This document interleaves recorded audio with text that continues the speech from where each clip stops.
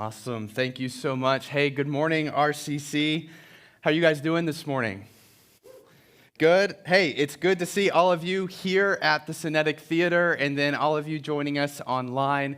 Thanks so much for tuning in. You know, this is just such an interesting season having to navigate this pandemic and where church feels different. It feels different to sing with a mask on. It feels different to be in your living room and try to sing from your living room wherever you're watching this morning. But I really believe God is doing something unique in our midst through all of this. We don't know what it is yet, but we know it's good, and we know that His church is going to continue to thrive through all of this. So just encouraged to be with you this morning. My name is Allan. I am the pastor of Grace Hill Church over in Herndon. URCC, we're our sending church, meaning that we are your daughter church. I guess you could say it that way. So we planted about 3 years ago. Next week, it will be 3 years ago that we started, and this morning, our church had the privilege of being able to hear from John McCullough. So every once in a while, we'll switch places and go to each other's churches and get to preach there. So grateful that our church got to hear from the Word of God from John this morning. Hey, this morning, if you have a Bible, open it up to Luke chapter 6. Luke 6, that's where we'll be in just a few moments, and we'll read one of Jesus' teachings there in Luke 6. So, nowadays in our nation, actually this has been the case for a long time, but nowadays in our nation, there are a lot of people who claim with their mouth that they play for Team Jesus, right? They wear the jersey, that they are a Christian, they are a follower of Jesus. They say that Jesus has changed their life, that they live their life for Jesus. There's a lot of people who say that. Okay? Now, over at Grace Hill Church, where I'm the pastor, we've been in this sermon series going through the Gospel of Luke. And we're in Luke 6 right now. We actually just finished Luke 6. And in Luke 6 is Luke's recording of the Sermon on the Mount. All right, so the Sermon on the Mount, famous sermon by Jesus. Matthew gives us the largest recording of that sermon. Luke gives us a smaller piece of it. And he gives us 5 of Jesus' teachings from the Sermon on the Mount. And here's how Luke organizes it. He organizes it by giving us 5 fruits that a Christian will have growing on them if Jesus really has changed their life. Jesus says in Luke 6 that you know a tree by its fruit. And so, yes, there's a lot of people who say they believe in Jesus. There's a lot of people who say that they are a Christian, but one of the things that Jesus tells us is that true Christians or true followers of Jesus will have fruit growing on them as evidence that this transformation has occurred. Now, that might be just a little bit of fruit. That might be a lot if you've been following Jesus for a long time. We're not talking about the amount of it.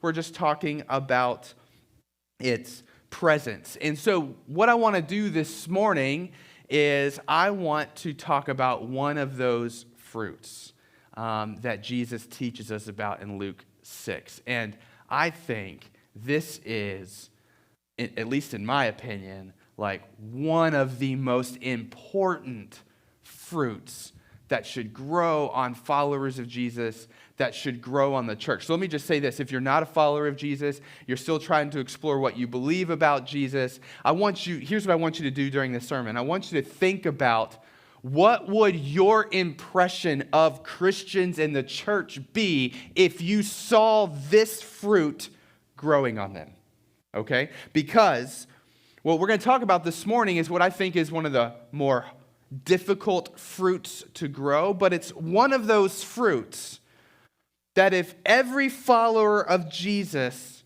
had it, if the church was displaying this, had the reputation for bearing this fruit, then I believe our witness and our ability, actually our credibility to speak into our culture today would grow exponentially. We live in a culture today that really is unprecedented, and I don't say that flippantly or lightly, but our ability to communicate with one another, express opinions to one another, form factions, add commentary to current events online instantaneously is unprecedented. How quickly we can do this. And there's a lot of good that comes from that. I mean, just the fact that right now we're live streaming this service to everybody right here from the Synthetic Theater at very low cost. That's amazing technology that we can utilize for really good things. But one of the things that is happening as a result of this culture is we are more quick to judge the character of a person before we even know the person, right? Because of this culture, we are more quick to condemn a person based on very surface level evidence before we even know them personally, right? If you make a political argument about anything, right? You now have a group of people who think your character is pristine, and then you have another group of people who think you are the devil. Does not matter what argument you make, there's always two sides now in this culture. This is how our politicians lead us. This is the example they have set for us in our culture. This is what the talking heads on the TV, this is the example they have set for us. This is what our echo chambers reinforce for us. And unfortunately, if I'm honest with you, I see this behavior and this culture alive and well within the church. I see it at the denominational level, where you have Christian leaders from different traditions leading just like our politicians lead. If you don't agree with what they say, they assassinate character. I see it in the local level, and how even in churches, small cliques and factions can easily develop, and we can be so quick to judge and condemn one another, make assumptions about one another before we ever sit down and eat a meal and get to know one another. I mean, how quick are we to make wholesale assumptions about someone based on a look or a passing comment? How quick are we to make assumptions about someone based on a social media post or the lack of a social media post?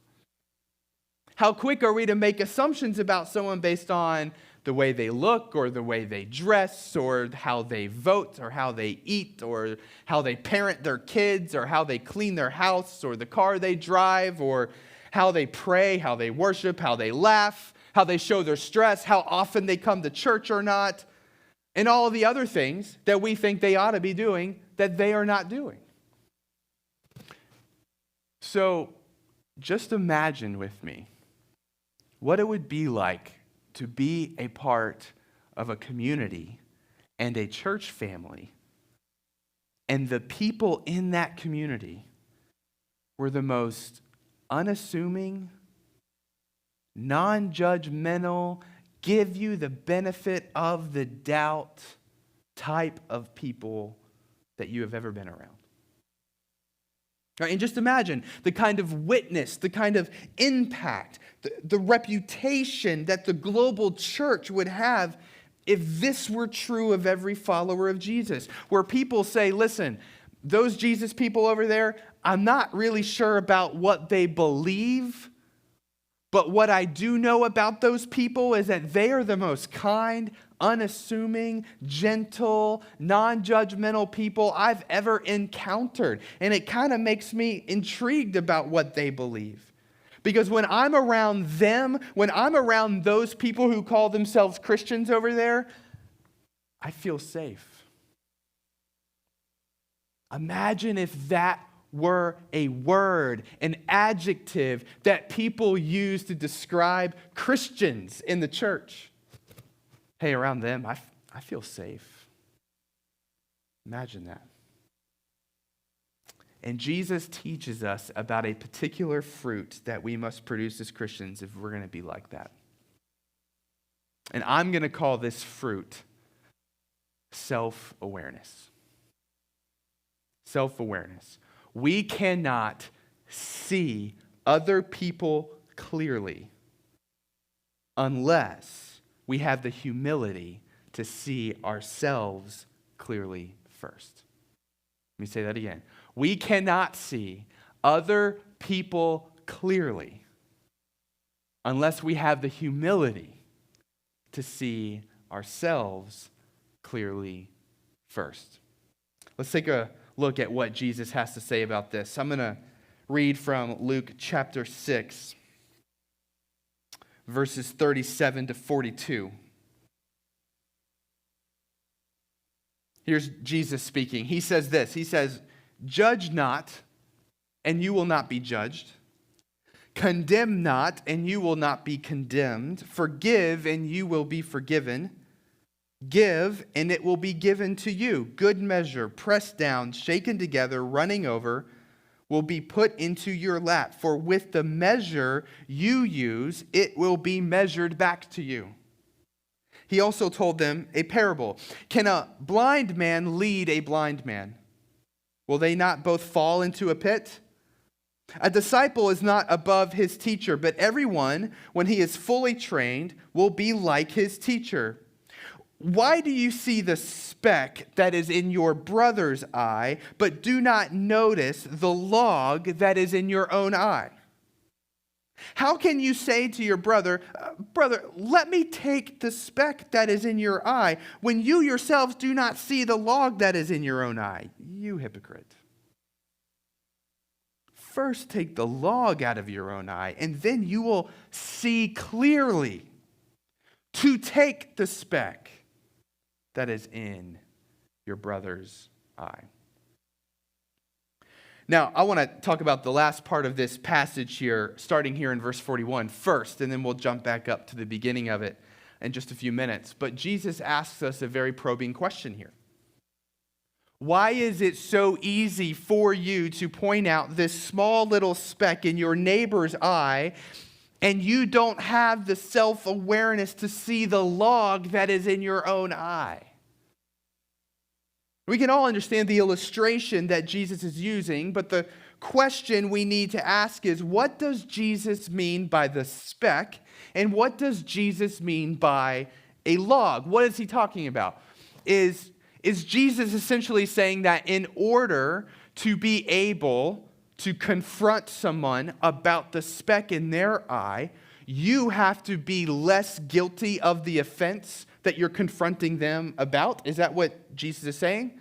Kind of like, I can only get on to my wife for leaving their towel on the bathroom floor only if I leave my towel on the floor less, right? Like the whatever's in my eye is smaller than what's in her eye. Or I can only tell you to watch your mouth only if I watch my mouth more. Is this what Jesus is saying? Who's more guilty of the offense? I don't think that's what Jesus is getting at here. Because in this teaching, Jesus is not saying that we should never confront one another or point out the speck in another person's eye. Look at the end of verse 42. Jesus says, "First take the log out of your own eye, then you will see clearly to take the speck that's in your brother's eye." So the log is not about who's better or less guilty of an offense.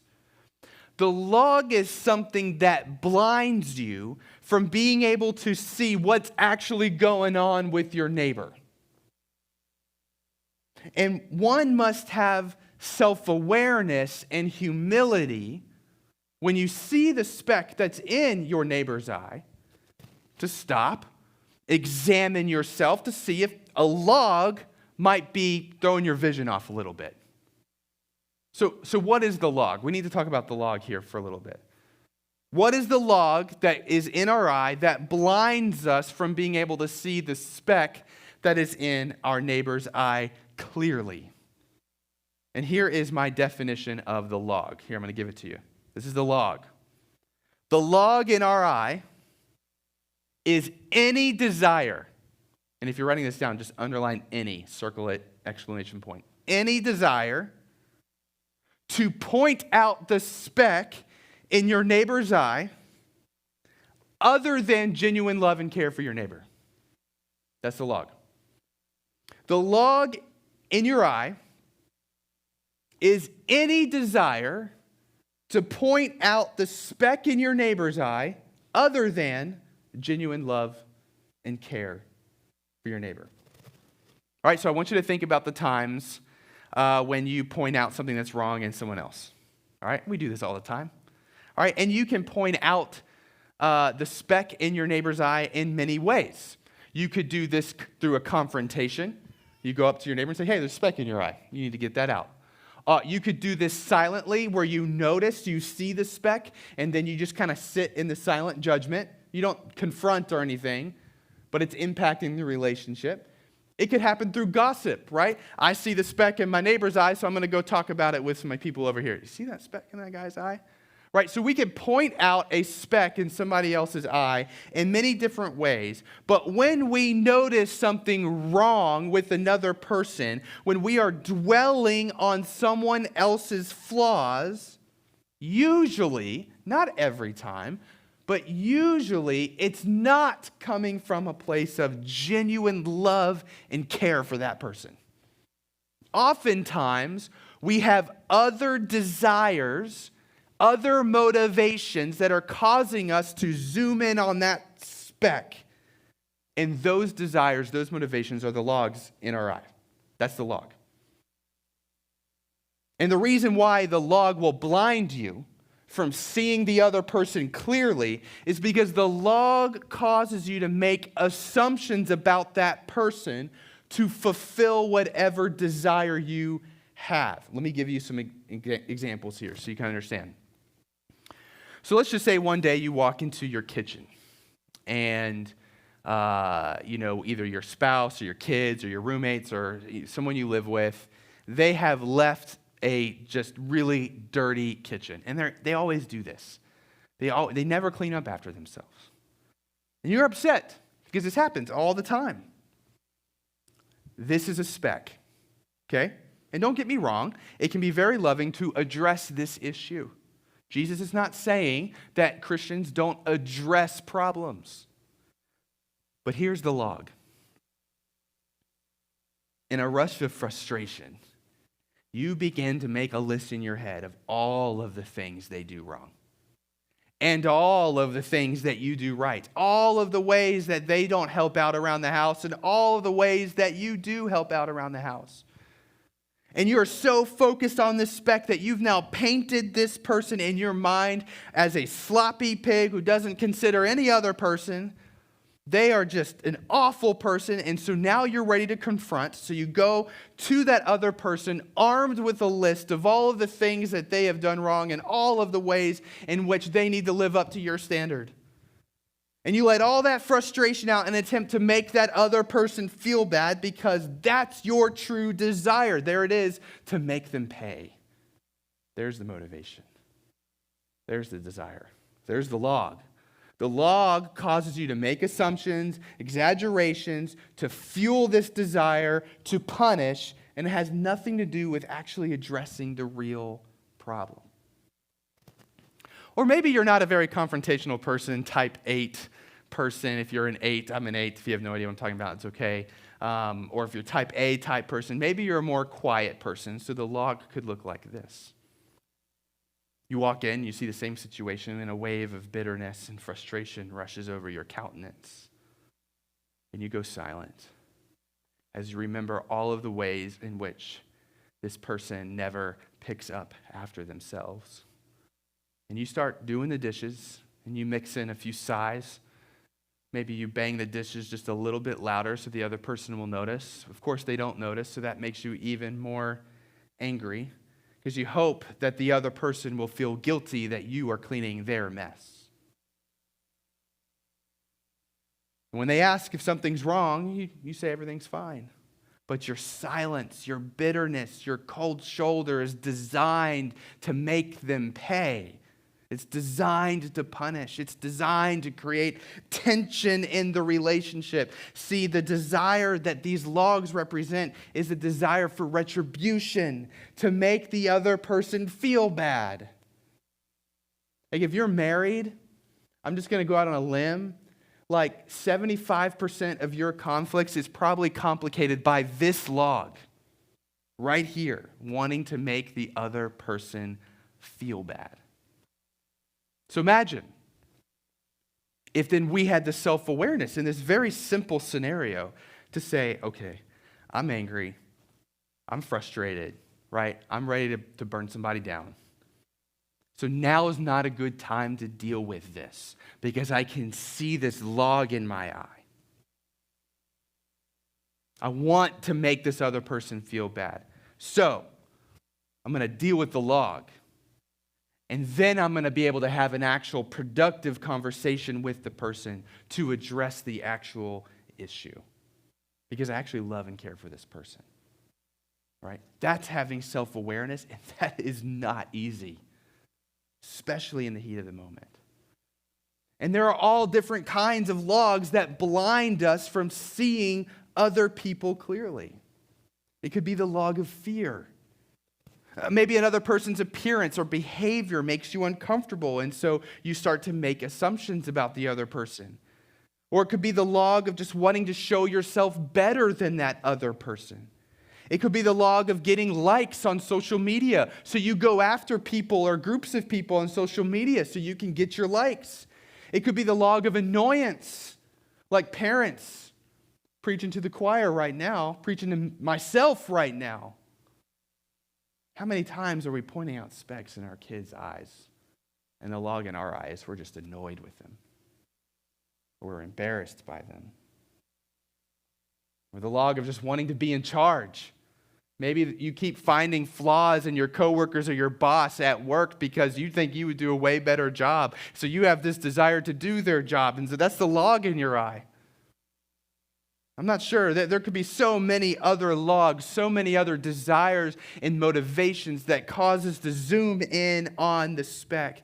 And all of these logs cause us to make assumptions about other people, and it pushes people away, and it damages relationships. And Jesus is calling upon his church, his followers, to do something that's different and distinct in the world. Because this is how the world operates. This is the way it works in our culture. Right? We got a bunch of logs in our eyes and we're just going around picking off specks in everybody else's eye. That's how the world works. And Jesus says, hey, church, don't do that. Like, be different, be distinct, be something completely weird in a culture that's obsessed with rage. Have self-awareness to do the introspective work of getting that log out of the way before we even think about the speck in our neighbor's eye.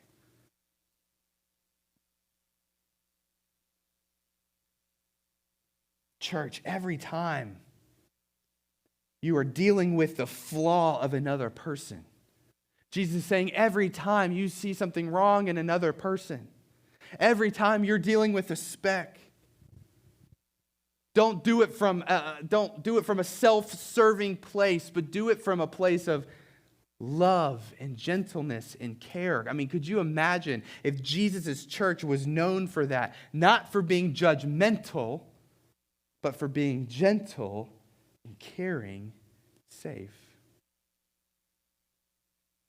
This fruit, the fruit of self-awareness, is a distinctly Christian fruit. Because listen to this, because we have a God who can see us with perfect clarity. No logs or specks in his eye that are blinding him. He can see us with perfect clarity, and yet he loves us without limitation. Yet he loves us to the point that he's willing to send his own son, Jesus, to die for us so that we could belong to him. He perfectly loves us. And so think about this. For a Christian, it's safe to be self-aware. Like, what's the reason why we wouldn't be self-aware people? It's our pride, let's be honest. When we're ready to go confront someone or when we're focusing in on someone else's speck, to stop and have self-awareness, to examine ourselves, to recognize, man, I got some logs in my eye. That's humbling stuff right there. So our pride will say, don't do that. Don't admit that you're wrong. Don't admit that you have other motivations for getting onto this person. That will give the other person the upper hand. But listen, for Christians, for those who believe in Jesus, it is completely safe for us to be self-aware because we have a God who knows every single motivation we have anyway, and yet he still loves us. He sees us with perfect clarity. And when we are self-aware, we're not going to be met with the condemnation of God. We're going to be met with the grace of God. Like if you depend on the gospel of Jesus Christ, you have nothing to lose when it comes to being self-aware, nothing to hide, because he already knows it all. I mean, this is the gospel. God can see every one of your flaws. He actually does point them out with perfect clarity, but not because he wants to punish you, but precisely because he loves and cares for you. And he wants to save and rescue you and lavish his grace upon you and lead you into a life that's not marked by the rage and disappointment of this world, but is marked by the love and joy of being a part of God's family. God doesn't deal with our flaws in such a way where he pushes us away. He deals with our flaws at his own expense by drawing us near. And so listen, it makes zero sense that the Church of Jesus Christ would have a reputation of being judgmental on this planet. It makes zero sense. It's not coming from this book that the Church of Jesus Christ would have a reputation of condemning people when God has done the exact opposite for us.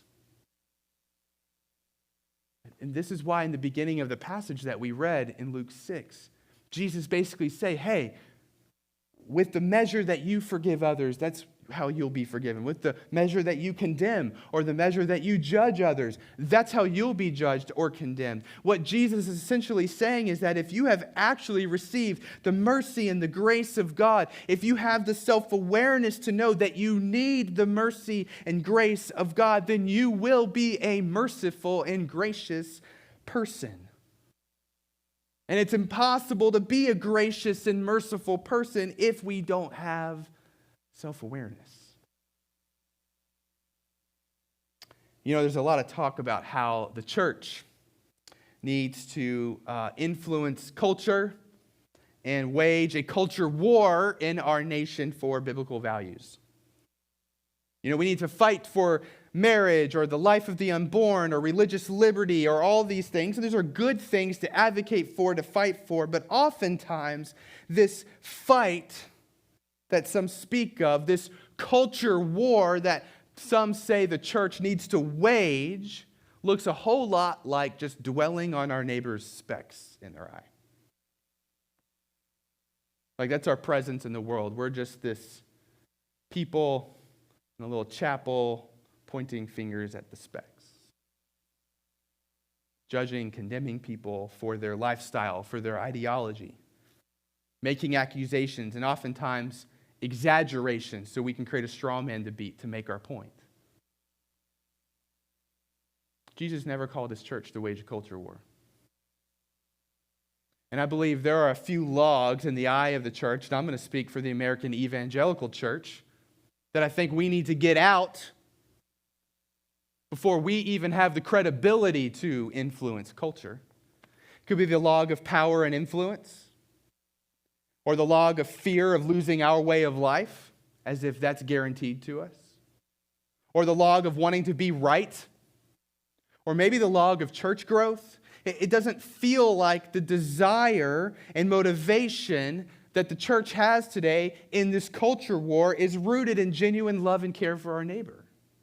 And so remember what Jesus said. First, let's get that log out of our eye. Then you'll see clearly to be able to deal with the speck in your neighbor's eye. And imagine how effective the voice of the church would be, how prophetically we could speak into our culture if we got those logs out first and we dealt with them humbly.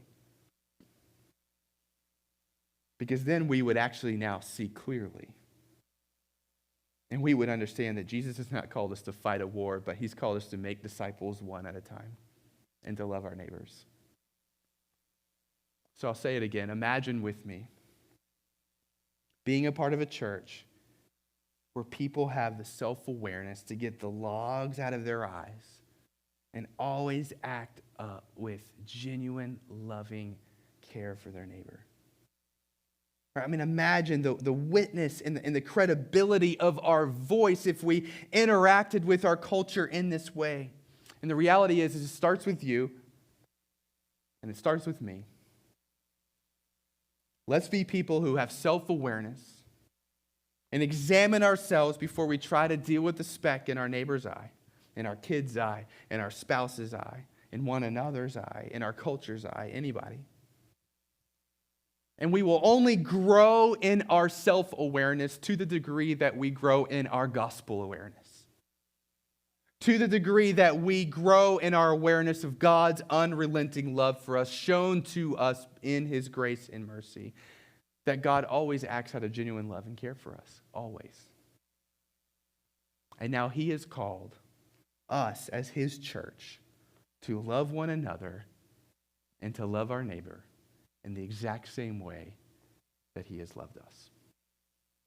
Let me pray that Grace Hill Church, Restoration City Church would be those kinds of churches in our city. Let's pray.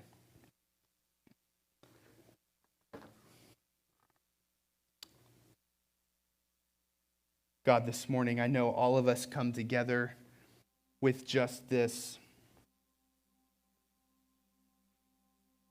overwhelming desire, God, that our churches would be like this. That we wouldn't be known as people who will judge and condemn you, but we will be known as people who are safe because we know Jesus. People who are safe because we love people in the same way, God, that you have loved us in and through Jesus.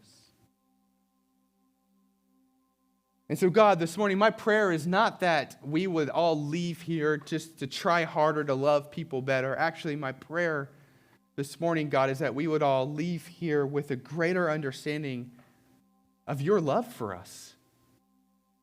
That, God, you see us clearly. All of the good, all of the bad, perfect clarity. And yet, you still don't condemn us. You save us. You love us. You draw near. Oh, God, help us to just be aware of that. And then set us free, Lord, to be able to love our neighbors in the exact same way. We love you, God.